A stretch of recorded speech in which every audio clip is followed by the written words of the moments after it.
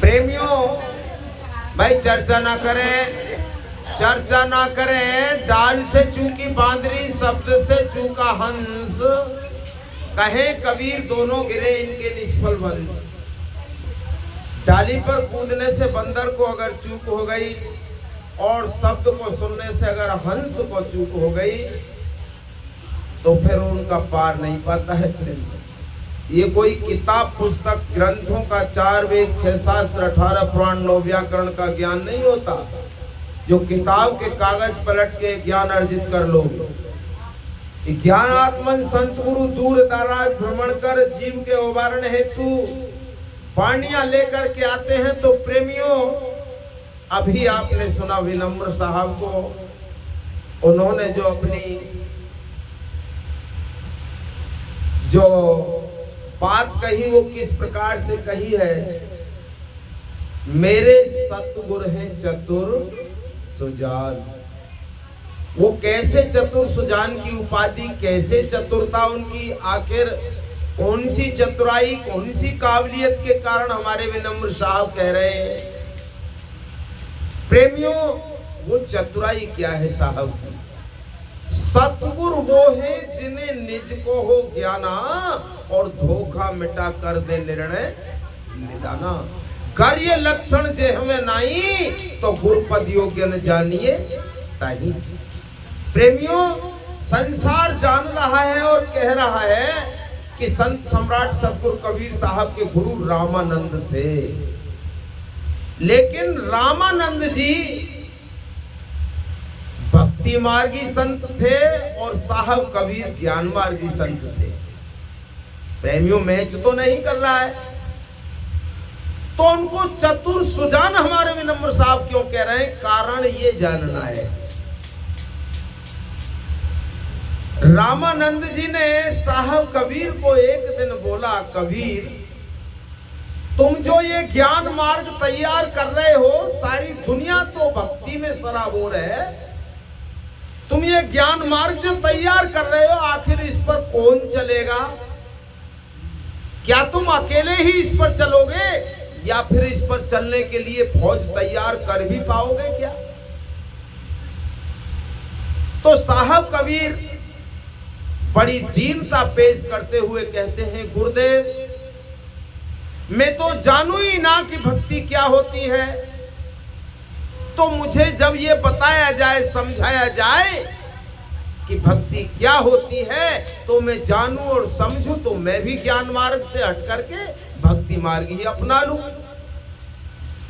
इतना सुनकर के रामानंद जी ने साहब कबीर को माला थमा दी, मोतियों की माला थमा दी। लो कबीर।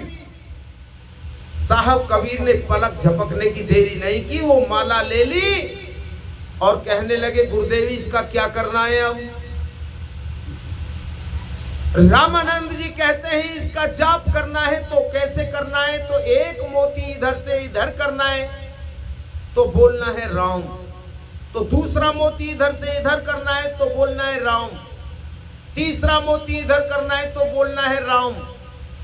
तो साहब कबीर इसी प्रकार कहते हैं, गुरुदेव क्या राम राम राम इस तरह से बोलना है? बिल्कुल ठीक।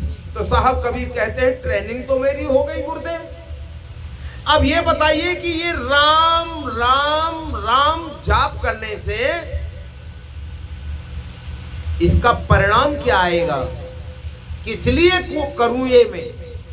रामानंद जी कहते हैं कि जब राम राम राम का जाप करोगे तो आपको परमात्मा की प्राप्ति हो जाएगी। साहब कबीर कहते हैं फिर परमात्मा की प्राप्ति हो जाएगी तो गुरुदेव फिर क्या होगा? फिर तो तुम्हारे सारे के सारे काम स्वयं ही बन जाएंगे। तो साहब कबीर कहते हैं तो फिर मैं और काम क्यों करूं, फिर तो मैं ये ही करूं।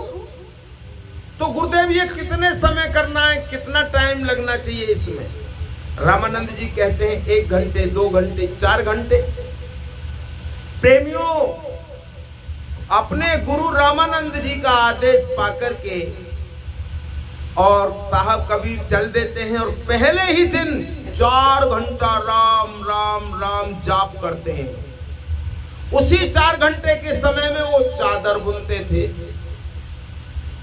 जिसको बाजार में बेचकर मेहनताना जो आता था उससे परिवार का भरण पोषण होता था, चूल्हा जलता था घर में। जब वो माला में वो समय निकल गया तो चादर तो बुनी नहीं गई, और वो चादर का खरीदार जिसको बोल रखा था कल तुम्हें चादर बना के देंगे, तो वो तो आ गया जी विनम्र साहब। उसने कहा कबीर साहब चादर दो। साहब कबीर कहते हैं चादर तो नहीं बन पाई, क्योंकि हमारा तो समय माला जपने में भजन में लग गया। साहब कबीर कहते हैं तो कल हम तुम्हें चादर दे देंगे बनाकर, आज तुम मेहनताना दे जाओ। ग्राहक ने कहा तो कल तुमसे चादर लेंगे तो कल तुमको पैसे देंगे। तो साहब कबीर के घर में चूल्हा नहीं जला, खाना नहीं बना, तो माला को लेकर के साहब कबीर रामानंद के पास जाते हैं, कहते हैं गुरुदेव ये ले। रामानंद जी कहते हैं कबीर क्या हुआ? नहीं गुरुजी ये ले आप पकड़ो। बोले अरे कुछ हुआ तो हो। तो बड़ी दीनता के साथ कहते हैं भूखे भजन ना होए गोपाला, क्योंकि चूल्हा जला ही नहीं, भोजन बना ही नहीं। बड़े माकूलियत से बड़े भोले पंत कहते हैं गुरुदेव भूखे भजन ना होए गोपाला, ले पकड़ो रख ले अपनी कंठी माला। तो इस काबिलियत के लिए हमारे विनम्र साहब कहते हैं ऐसे चतुर सुजान